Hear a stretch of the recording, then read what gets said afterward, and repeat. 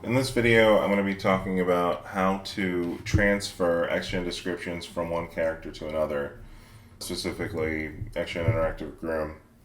So, grooms can take a long time, especially longer hair, super detailed, takes a long time to place the guides. It can be nice to save that off and maybe even transfer that to another character.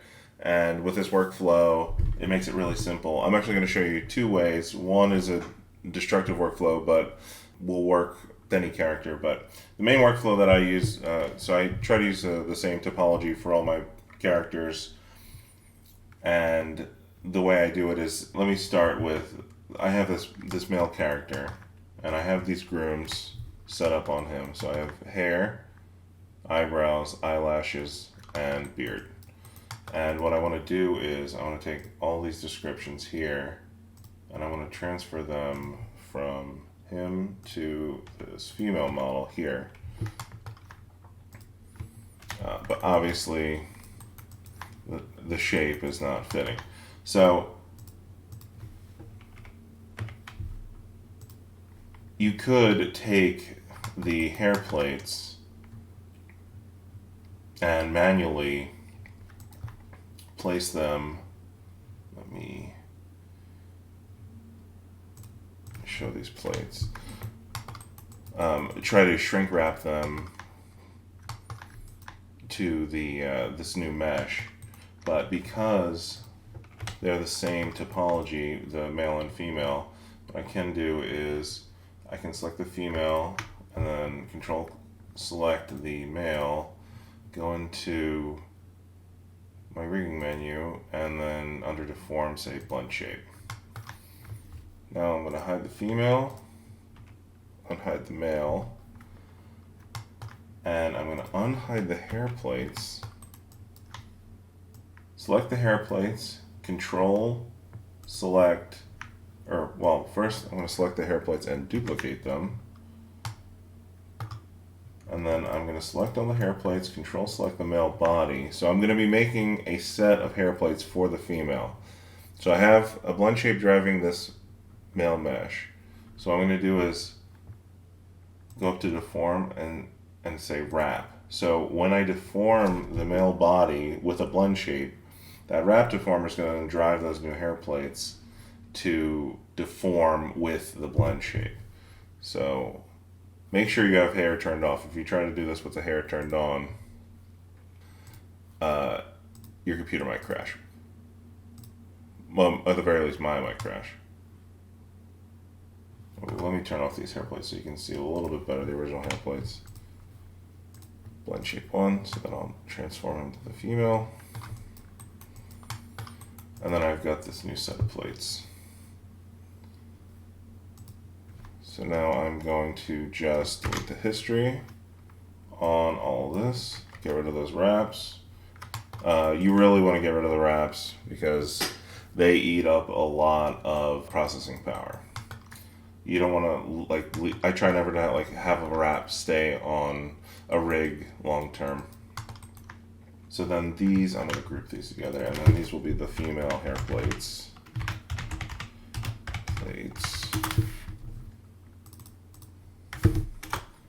Then all I have to do from here, so these are the original hair plates. These have the groom attached. So now all I have to do is take these new positioned hair plates and have blends drive the old hair plates. So the eyebrows, constrain or deform blend shape, and then I'm going to select them one after the other. Eyelashes, I'm just going to hit the G key to repeat that.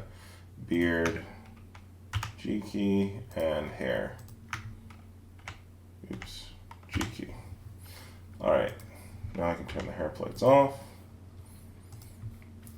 And I'm just going to switch these over with the new blends that I just put them on.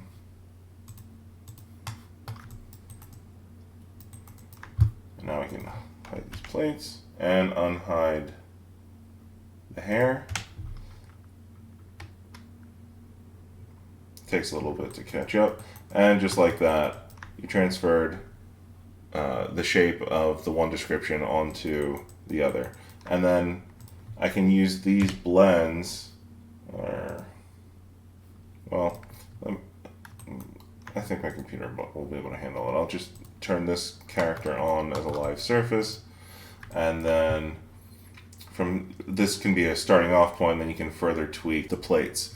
And you want to be working with those plates that you duplicated over because they still have that blend attached and they're driving the ones with the description attached.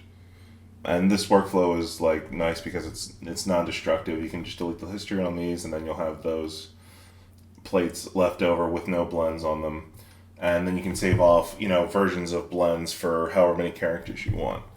So let me go into Quad Draw, turn symmetry on. It looks a little awkward because this isn't really like the female hairline. And yeah, Maya's being really slow right now. Yeah. That's why it's always best. Turn off the hair.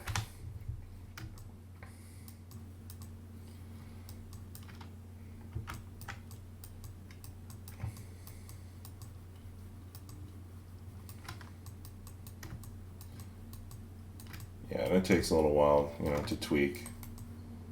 A little bit closer to the female hairline. And then you just switch them off. And then that hair will update.